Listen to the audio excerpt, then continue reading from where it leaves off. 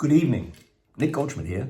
I'm the winemaker for Goldschmidt Vineyards, and it's my pleasure this evening to have you try some of my wines. I hope you really like them. And I am a winemaker originally from New Zealand. I'm just sorry I'm not there at the Hope Club tonight to be with you. So being from New Zealand, my first degree is in civil engineering, my second degree is in organics and biodynamics. Then I went to Australia, where they say the New Zealanders moving to Australia increase the IQ of both countries. I got a degree in viticulture and then a postgraduate in enology. A long story, I ended up at eventually coming to California as winemaker for Simi Winery. And Simi was owned by Louis Vuitton back in those days. Louis Vuitton, a little handbag company out of France, but they also owned a number of wineries, Dom Perignon, Moët Chandon, but they also owned Simi. And at 27, I was lucky enough, they gave me this global job to look after Cloudy Bay in New Zealand, Cape Mantel in Australia, Ruffino in Italy, Terrasses in Argentina, of which I was the first winemaker, and Roses in Portugal.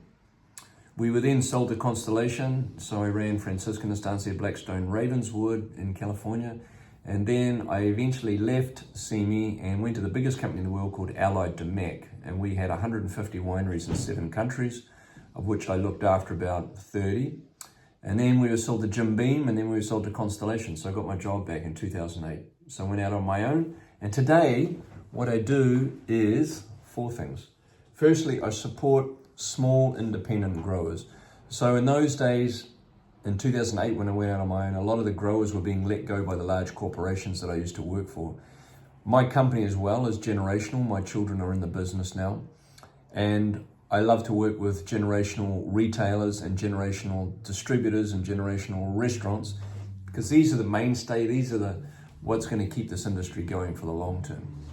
Secondly, I make natural wine, but actually we have a thing called gravity. So I take my hazy wine or whatever and I put it in a tank and I use gravity to settle it out. So these are all natural wines, but they are clean.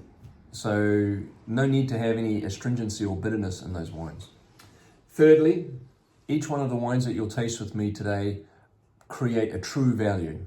And by that I mean the neighbors next door are way more expensive. And so you're going to taste great terroir, great vineyards, but without the massive price of building a monument to yourself, which I don't do. And then lastly, we create wines with soul, meaning that when I travel around the world, and today I consult for 16 wineries in 6 countries, I stay with a winemaker, eat their food, I play with their kids, and that's part of what terroir is. Terroir is, you know, if I hear that term made in the vineyard, it's not true. We as a human chose which row orientation we want to use, which plant material we want to use, which rootstock, how we want to manage that vineyard, the day we pick it, the day, you know. I give you an example. So in 2005, I